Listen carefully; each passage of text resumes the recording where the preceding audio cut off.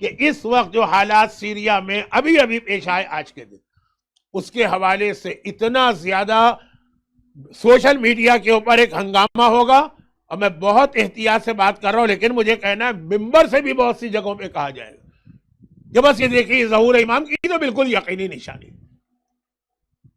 وہ شیر آیا اسی کا نام ہے کہ واقعاً جب امام آ جائیں گے تو جو لوگ اس سے پہلے 8-10 مرتبہ بیڈ ایکسپیرینس کر چکے ہوں گے وہ اس وقت بھی رک جائیں گے کہ بھئی یہاں تو ہر 15-20 دن کے بعد 6 مہینے کے بعد 1 سال کے بعد امام کے آنے کی بات ہو جاتی ہے، بس چھوڑو اس کو، اپنے کام سے کام رکھو۔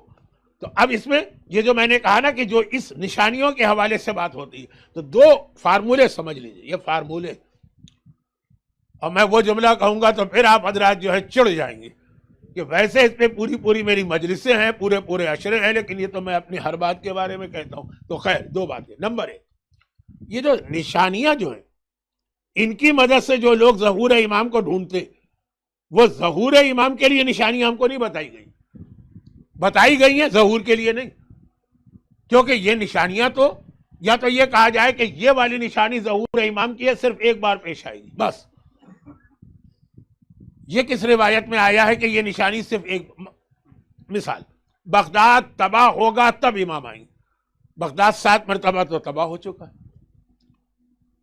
جیسے دہلی کے بارے میں کہا جاتا ہے کہ دہلی بار بار لٹی بغداد، اب ہمیں کیا پتا کہ امام جب آئیں گے تو بغداد کی کون سے نمبر کی تباہی کے بعد آئیں گے، یہ روایت میں نہیں۔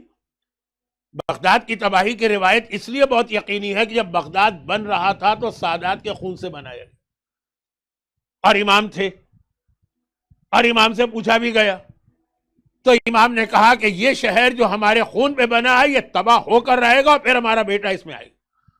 وہ پوری روایت نہیں پڑھ رہا ہوں، ٹائم ہی نہیں ہے میرے پاس، ابھی تو اصل موضوع شروع ہونا۔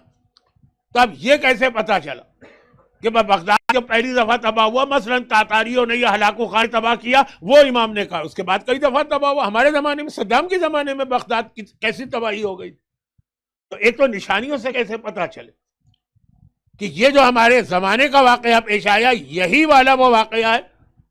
جیسے ہمارے یہاں پہلے لوگ اتنی کم معلومات رکھتے تھے حج کے بارے میں کہ اس میں ایک عقیدہ لوگوں نے بنا لیا تھا کہ حج تو آج تک نہیں رکا، تو کہا ظہور امام کی یقینی نشانی ہے کہ اس سال حج نہیں ہوگا۔ نہیں ہوگا سے مراد یہ ہے کہ صرف لوکل لوگ ہوں گے۔ کووڈ میں ایسا ہی ہوا تھا، کووڈ کا پہلا سال، دوسرے سال تو پھر بھی کچھ تھوڑی سی اجازت تھی، پہلا سال تو جس سال امام ظاہر ہوں گے، کہاں ظاہر ہوں گے؟ مکے میں ظاہر ہوں گے۔ کب ظاہر ہوں گے؟ حج کے فوراً بعد ظاہر ہوں گے، اور جب ظاہر ہوں گے اس سال حج صرف لوکل لوگ ہوں گے۔ نہیں، لوگوں نے کہا یہ تو یقینی نشانی، کیونکہ مجھے یاد ہے کہ کووڈ کے پہلے سال بھی لوگوں نے کہا دیکھیں اس سال حج نہیں ہو رہا ہے، امام آنے والے۔ اور جب صدام کے زمانے میں بغداد میں بمبارڈمنٹ کیا تھا امریکہ نے اور حج خطرے میں تھا، تب بھی لوگوں نے کہا۔ ارے تاریخ اسلام میں اس سے پہلے کتنی مرتبہ ایسے گزرے ہیں کہ حج ہوا ہی نہیں، خاص طور پر شیخ مفید کے زمانے میں۔ شیخ مفید کو 1000 سال ہو گئے۔ شیخ مفید ہماری تاریخ مرجعیت کے وہ عظیم عالم ہیں جن کے نام امام زمانہ نے 2 خط ریٹن میں لکھ کے بھیجے، امام کی تحریر آئی، اس کا آغاز ہی بہت اہم، ایھا الاخ الکریم، اے میرے عزت والے بھائی، یہ مرجع کو امام خط لکھ رہے ہیں، اور اس وقت یہ ضروری تھا کیونکہ اس سال حج نہیں ہوا تھا۔ تو امام کو ذرا سی کچھ وقت کبھی پڑھ لیجیے گا، اس میں اپنی ظہور کے بھی بہت سارے میسیجز دیے۔ تو اب میں یہ عرض کر رہا ہوں کہ اب یہ والی نشانی، جب تک لوگ بھولے بھالے تھے اور حج کے بارے میں لوگوں کو معلومات ہی نہیں تھی، کہا مولانا یہ تو یقینی نشانی ہے نا کہ جب حج نہیں ہوگا، حج تو آج تک نہیں رکا، کتنی مرتبہ رک چکا ہے حج۔ تو خالی اس سے فیصلہ کرنا، مصر کا بادشاہ مارا جائے گا، مجھے اب تک یاد ہے 1981 کا حج، عرفات کا دن تھا، ہم لوگ بسوں کے انتظار میں بیٹھے تھے، اب بسیں آنے والی ہیں، برابر میں مصری حاجیوں کی بلڈنگ تھی، شور ہو گیا، شور، پتہ چلا کہ اس وقت انور سادات کو وہاں قتل کر دیا گیا قاہرہ میں، حج کے دن، اور وہ نشانی تھی کہ مصر کا ایک حکمران حج کے دن مارا جائے گا۔ وہ 1981 میں اب آ رہے ہیں امام، 50 سال تو اس کو ہو گئے۔ چلیں ایگزیکٹ میں بتا دوں ورنہ آپ کہیں گے مولانا کو گنتی بھی نہیں آتی 81 سے 2024. تو اب یہ پہلا فارمولا تو یہ کہ اگر یہ ظہور کی یقینی نشانی بھی پوری ہو، آپ کے پوری کا مطلب آپ کے سامنے آ جائے، تو کیا پتا کہ یہ نشانی دوبارہ ریپیٹ ہوگی یا کہ نہیں ہوگی. ہو سکتا ہے 50 سال بعد دوبارہ ریپیٹ. اس لیے ظہور امام کی نشانی کی مدد سے یہ مت پہچانیے کہ امام آنے والے. اور دوسری بات اس کی الٹی بھی سمجھ لیجیے، اور وہ یہ کہ ظہور امام کی کچھ یقینی نشانیاں ہیں. آپ نے کہا کہ وہ جو کہ پوری نہیں ہوئی اس لیے ابھی امام نہیں آنے والے. ذرا سستی آ گئی آدمی میں. مثلا سورج ابھی تک تو مغرب سے نہیں نکلا. ایک یقینی نشانی ہے نا کہ ظہور امام سے پہلے سورج مغرب سے نکلے گا. اور آپ یاد رکھیے گا کہ اتنی سائنس میں نے بھی پڑھی ہے کہ یہ چیز پاسبل ہے. بلکہ آپ گوگل میں جائیے تو وہ کچھ پریڈکٹ بھی کر رہے ہیں کہ کون سا سال ایسا ہے جب سورج مغرب سے نکلے گا، یعنی زمین کی جو گردش ہے، روٹیشن، وہ الٹی ہو جائے گی کچھ دیر کے لیے. لیکن یہ کہ جن کو یہ ہے کہ بھائی یہ نشانی یقینی ہے، ابھی تو امام نہیں آ رہے. اور اگر آ گئے امام، وہ کہیں گے یہ تو امام نہیں ہے کیونکہ ابھی نشانی پوری نہیں ہو. امام نے آ کر کہا میں آ گیا، میری مدد کو. آپ نے کہا ذرا ٹھہریے میں آئی فون میں چیک کر لوں کہ نشانیوں میں کون سی باقی ہے. یہ والی نشانی باقی ہے، آپ امام نہیں ہو سکتے. جو سننے میں آپ کو جتنا جوک لگ رہا ہے یہ ہوگا اس لیے نشانیوں کے حوالے سے، کیونکہ مجھے یقین ہے. یقین کیا، میں خود دیکھ چکا ہوں، چند گھنٹوں کے اندر کلپ آنے لگے.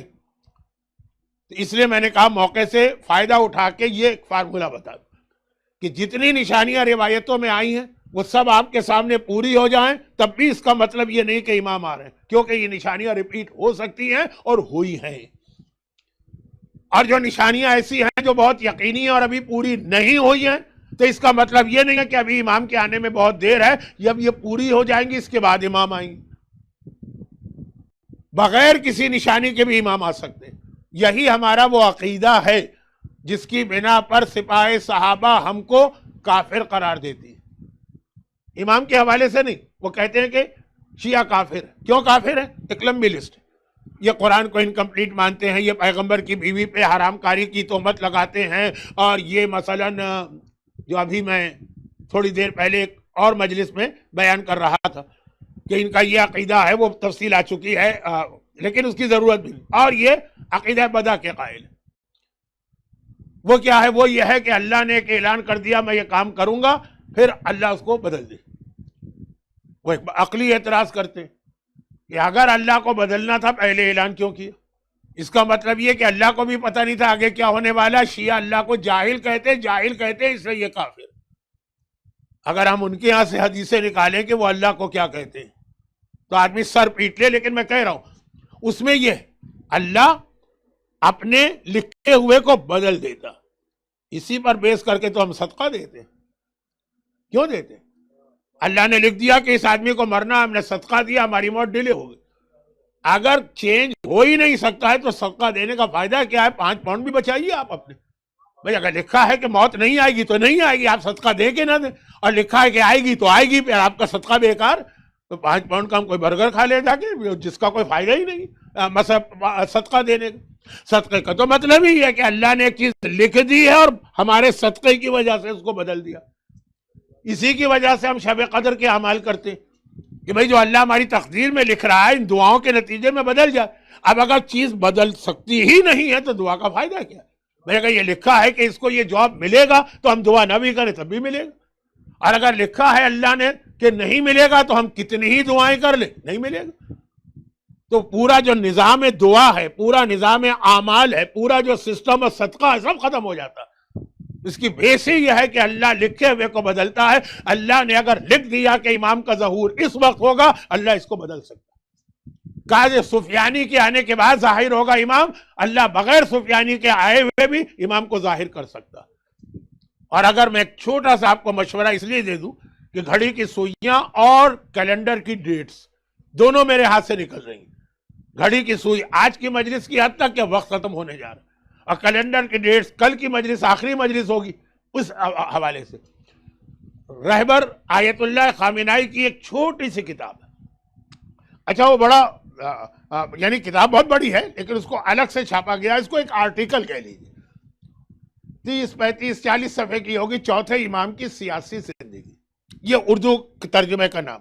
اس میں آپ جا کے بہت اہم یہ حدیث پڑھ لیجیے گا کہ اللہ کی طرف سے آسمانوں پہ ایک اعلان تھا کہ ظہور امام 67 ہجرہ میں ہوگا, کربلا کی وجہ سے اس کو بدل دیا گیا, اور باقاعدہ اس پہ بحث بھی ہے, حدیث بھی ہے, اور حدیث کے معتبر ہونے کو بھی ثابت کیا ہے. تو یہ جو میں نے جملہ کہا نا, یہ مجھ جیسے طالب علم کا ایک جہالت کا جملہ نہیں, یہ ہمارا فارمولہ ہے ہمارے, کہ اللہ اپنے لکھے ہوئے کو جو اعلان بھی کر دے, دنیا کے سامنے نہ ہو, آسمانوں پہ فرشتوں کے سامنے ہو, اس کو بدلتا ہے. تو اس کے اندر کوئی نشانی پوری نہیں ہوئی. ابھی آپ لسٹ لے کے بیٹھے ہوئے دیکھ رہے ہیں کہ یہ باقی ہے, یہ باقی ہے, یہ باقی, امام آ جائیں گے, آ سکتے ہیں. اور دوسرا بھی ہو سکتا ہے کہ جو نشانیاں ساری پوری ہو گئی, آپ نے لسٹ دیکھی, اب کچھ بھی نہیں بچا ہے, کوئی کچھ نہیں. آج کل تو آسان ہے نا, یہ جب سے یہ اتنی ترقی کر لی ہے انٹرنیٹ نے اور گوگل نے اور سرچ انجن میں, ساری حدیثیں آ گئی, اور کیا وہ آرٹیفیشل انٹیلیجنس اور کیا کیا چیزیں بن گئی ہیں, تو ساری حدیثیں آپ نے دیکھ لی کہ سب نشانیاں پوری ہو گئی, پھر بھی امام نہیں ہے. اچھا تو پھر فائدہ کیا ہے یہ ساری نشانیاں بتانے کا؟ جو معصومین, اب میرا جملہ سنیے, بہت احتیاط سے کہہ رہا ہوں, 10,000 سے زیادہ حدیثوں میں ظہور کی نشانی آئی. تو یہ 10,000 حدیثوں کا پھر فائدہ کیا ہوا اگر یہ ساری حدیثوں کے بعد بھی ہو سکتا ہے امام نہ آئے, اور ہو سکتا ہے 10,000 میں سے 500 بھی پوری نہ ہوئی اور امام آ جائیں, تو فائدہ کیا ہوا؟ یہ وہ فائدہ ہے جو آپ موت کے حوالے سے سنتے رہتے ہیں علماء سے, وہی فائدہ ہے. موت کے حوالے سے کیا سنتے ہیں بھائی؟ ایک آدمی کو ہارٹ اٹیک آ گیا نا, اسے موت نظر آنے لگتی ہے, لوگ کہتے ہیں توبہ کر لو, اب تو زندگی بدل لو نا, کوئی بھروسہ نہیں, ہو سکتا ہے مر جاؤ. جب ایسی کوئی خطرناک بیماری یا کوئی ایسا مرحلہ آتا ہے نا, تو آدمی کو جھٹکا لگتا ہے, شوق, کچھ دیر کے لیے وہ شریف ہو جاتا ہے, اور کچھ لوگوں کو میں نے دیکھا ہے واقعاً پرماننٹ شریف ہو جاتے ہیں. تو یہ جو نشانیاں بتائی جا رہی ہیں, ضروری نہیں ہے کہ ظہور کی ہو. بھائی جو ہارٹ اٹیک کسی کو آیا, ضروری نہیں ہے کہ اس کی موت کا ہی سبب بنے, مگر ایک اس کو شوق لگتا ہے نا کہ بھئی موت قریب آ کے گزر گئی. تو اگر آ جاتی تو پھر ہم قبر میں کیا جواب دیتے اپنے بدعمالی کا, گناہوں کا, حرام کا, سمجھ جاؤ. اور یہ امام کی حدیث بھی کیا حدیث ہے کہ جب کسی میت کو قبر میں دفن کرو, سمجھو تم دفن ہو رہے ہیں, اور اب تمہارا حساب کتاب قبر میں شروع ہو گیا ہے. فرشتے پوچھ رہے ہیں کہ زندگی بھر کیا کیا. اور جو قرآن کی آیت ہے نا کہ مرنے والا کیا کہے گا, اے خدا مجھے دوبارہ دنیا میں بھیج دے, لعلی اعمل صالحا, اب میرا وعدہ ہے تجھ سے کہ میں نیک کام کروں. تو قرآن کہہ رہا ہے کہ نہیں, مرنے کے بعد تو نہیں بھیجیں گے. امام فرما رہے تم یہ سمجھو کہ تم نے قبر میں یہ جملہ کہا ہے اور اللہ نے تمہاری دعا قبول کر کے تمہیں زندہ بھیج دیا ہے, اب اپنے آپ کو بدل لو. یہ ہر میت میں مومن کی ذمہ داری قرار دی گئی ہے. یہی ظہور ہے امام کا. کیا اب یہ نشانی پتہ نہیں یہی نشانی ہے سیریا کے, یہی حالات کہ ایک دفعہ پھر سیریا ٹھیک ہو کے پھر خراب ہوگا, نہیں پتا. لیکن یہ تو سمجھ جاؤ, ہو سکتا ہے امام آنے والے ہو, کیا تم اس قابل ہو کہ امام کو چہرہ دکھا سکو؟ کیا تمہارے اعمال, تمہارا کردار, تمہارا چہرہ, تمہاری عورت کا حجاب یہ ایسا ہے؟ سمجھ جاؤ, ہو سکتا ہے یہی نشانی ہو. تو یہ نشانیاں اس لیے بتائی گئی تھی کہ ہم اپنے آپ کو بدلیں. ہم نے بدلنے کی تو کوئی کوشش نہیں کی, بیٹھ کے چسکے لیتے رہے, مزے لیتے رہے. یہ بادشاہ گیا تو امام آنے والے, وہ سب میرین پھٹ گئی تو امام آنے والے, وہاں پہ زلزلہ آ گیا تو امام آنے والے, وہاں پر امریکہ کے اندر وہ کیا ہیریکون یا سائیکلون آ گیا, یا وہ کیا کہتے ہیں ٹرنیڈو آ گیا تو امام آنے والے. بس یہی مزے لیتے رہے. سارا مقصد ہی ہم نے ختم کر دیا جو ظہور کی نشانیوں کے پیچھے تھا. تو یہ بہت لمبی بات ہو گئی, اب آگے بڑھی اصل موضوع پہ ہم آتے ہیں, اور وہ یہ کہ اس کے اندر یہ تو اس ضمنی میں نے کہا کہ دو باتیں اس میں آ گئی, خلاصہ کر دوں. خلاصہ یہ ہے کہ جو حالات بھی پیش آئے, اچھا یہ حالات کے لیے میں نے وہ آیت تلاوت کی کہ وَمَكَرُوا وَمَكَرَ اللَّهُ وَاللَّهُ خَيْرُ الْمَاكِرِينَ. دشمن اپنی پلاننگ کر رہے ہیں, اللہ اپنی پلاننگ کر رہا ہے, پلاننگ اللہ ہی کی ہوگی. یہ جو حالات کے بعد کیا ہونے والا ہے یہ ہمارا آپ کا درد سر نہیں ہے, اللہ ہے اس کو ٹھیک کر لے گا. لیکن دو باتیں جو میں نے کہی, نمبر ایک کہ ان واقعات کو ظہور کی یقینی نشانی کبھی نہ بنائی. اور اگر آپ کا دل کہہ بھی رہا ہو کہ یقینی نشانی ہے، تب بھی اس کا مطلب یہ نہیں ہے کہ آپ اخبارات پڑھنے لگ جائیں. اس کا مقصد یہ ہے کہ آپ اپنے مرجع کی توضیح المسائل پڑھیں اور دیکھیں کہ ابھی بھی میرے اندر کہاں کہاں کون سی کمی باقی. اپنا جائزہ.